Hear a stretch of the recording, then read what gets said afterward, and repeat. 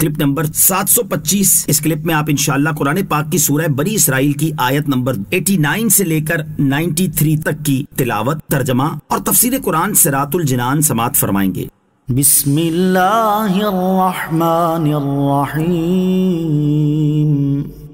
ترجمہ: اللہ کے نام سے شروع جو نہایت مہربان رحمت والا ہے۔ وَلَقَدْ صَرَّفْنَا لِلنَّاسِ فِي هَذَا الْقُرْآنِ مِنْ كُلِّ مَثَلٍ فَأَبَى أَكْثَرُ النَّاسِ إِلَّا كُفُورًا۔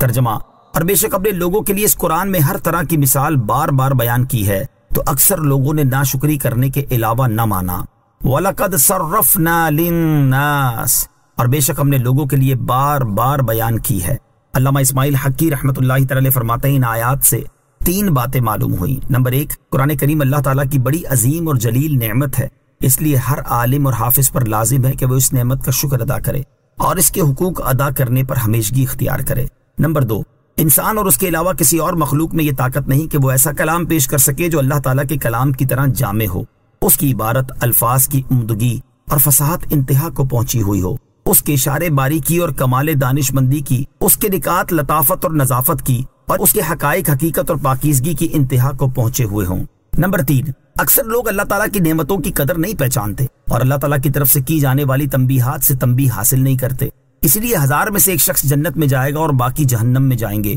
اور یہ وہ لوگ ہوں گے جنہوں نے حق بات سے اور اسے سیکھنے سے اعراض کیا۔ وَقَالُوا لَن نُؤْمِنَ لَكَ حَتَّى تَفْجُرَ لَنَا مِنَ الْأَرْضِ يَنبُوعًا أَوْ تَكُونَ لَكَ جَنَّةٌ مِّن نَخِيلٍ وَعِنَبٍ فَتُفَجِّرَ الْأَنْهَارَ خِلَالَهَا تَفْجِيرًا أَوْ تُسْقِطَ السَّمَاءَ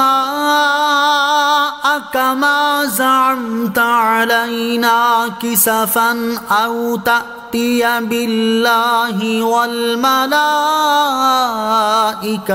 قَبِيلًا أَوْ يَكُونَ لَكَ بَيْتٌ مِّن زُخْرُفٍ أَوْ تَرْقَىٰ فِي السَّمَاءِ وَلَن نُّؤْمِنَ لِرُقِيِّكَ حَتَّى تُنَزِّلَ عَلَيْنَا كِتَابًا نَّقْرَؤُهُ قُلْ سُبْحَانَ رَبِّي هَلْ كُنتُ إِلَّا بَشَرًا رَّسُولًا۔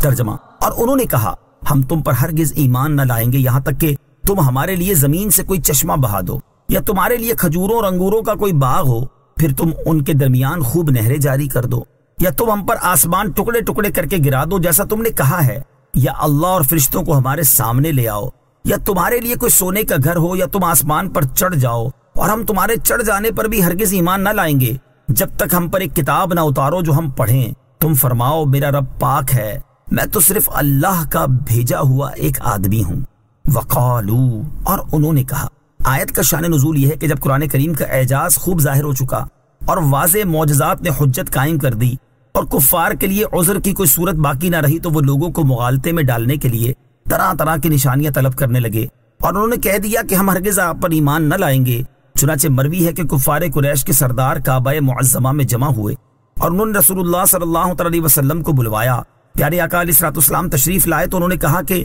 ہم نے آپ کو اس لیے بلایا کہ آج گفتگو کر کے آپ سے معاملہ طے کر لیں تاکہ ہم پھر آپ کے حق میں کوئی بھی کارروائی کرنے میں معذور سمجھے جائیں۔ عرب میں کوئی آدمی ایسا نہیں ہوا جس نے اپنی قوم پر وہ شدتیں کی ہوں جو آپ نے کر دی ہیں۔ آپ نے ہمارے باپ دادا کو برا کہا، ہمارے دین کو عیب لگائے، ہمارے دانش مندوں کو کم عقل ٹھہرایا، ہمارے معبودوں کی توہین کی، ہماری جماعت متفرق کر دی اور کوئی برائی اٹھا نہ رکھی، یعنی سب کچھ آپ نے کیا۔ یہ بتاؤ کہ اس سے تمہاری غرض کیا ہے؟ اگر تم مال چاہتے ہو تو ہم تمہارے لیے اتنا مال جمع کر دیں کہ ہماری قوم میں تم سب سے زیادہ مالدار ہو جاؤ، اور اگر اعزاز چاہتے ہو تو ہم تمہیں اپنا سردار بنا لیں، اور اگر ملک و سلطنت چاہتے ہو تو ہم تمہیں بادشاہ تسلیم کر لیں۔ یہ سب باتیں کرنے کے لیے ہم تیار ہیں، اور اگر تمہیں کوئی دماغی بیماری ہو گئی ہے یا کوئی خلش ہو گیا ہے تو ہم تمہارا علاج کریں اور اس میں جس قدر خرچ اٹھائیں۔ سرکار دو عالم علیہ الصلوۃ والسلام نے فرمایا ان میں سے کوئی بات نہیں اور میں مال، سلطنت اور سرداری کسی چیز کا طلبگار نہیں، بات صرف اتنی ہے کہ اللہ تعالیٰ نے مجھے رسول بنا کر بھیجا ہے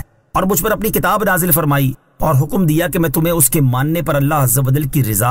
اور نعمت آخرت کی بشارت دوں اور انکار کرنے پر عذاب الہی کا خوف دلاؤں۔ میں نے تمہیں اپنے رب عز و جل کا پیغام پہنچایا ہے، اگر تم اسے قبول کرو تو یہ تمہارے لیے دنیا و آخرت کی خوش نصیبی ہے، اور نہ مانو تو میں صبر کروں گا اور اللہ عز و جل کے فیصلے کا انتظار کروں گا۔ اس پر ان لوگوں نے کہا کہ اے محمد صلی اللہ علیہ وسلم، اگر آپ ہمارے معروضات کو قبول نہیں کرتے تو ان پہاڑوں کو ہٹا دیجئے اور میدان صاف نکال دیجئے اور نہریں جاری کر دیجئے اور ہمارے مرے ہوئے باپ دادا کو زندہ کر دیجئے، ہم ان سے پوچھ دیکھیں کہ جو آپ فرماتے ہیں کیا وہ سچ ہے، اگر وہ کہہ دیں تو ہم مان لیں گے۔ حضور اقدس علیہ الصلوۃ والسلام نے فرمایا میں ان باتوں کے لیے نہیں بھیجا گیا، اور جو پہنچانے کے لیے میں بھیجا گیا تھا وہ میں نے پہنچا دیا، اگر تم مانو تو تمہارا نصیب اور نہ مانو تو میں خدائی فیصلے کا انتظار کروں گا۔ کفار نے کہا پھر آپ اپنے رب سے عرض کر کے ایک فرشتہ بلوا لیجئے جو آپ کی تصدیق کرے اور اپنے لیے باغ، محل اور سونے چاندی کے خزانے طلب کیجئے۔ رسول کریم علیہ الصلوۃ والسلام نے فرمایا کہ میں اس لیے نہیں بھیجا گیا، میں بشیر و نذیر بنا کر بھیجا گیا ہوں۔ اس پر وہ لوگ کہنے لگے تو ہم پر آسمان گروا دیجئے، اور ان میں سے بعض یہ بولے کہ ہم ہرگز ایمان نہ لائیں گے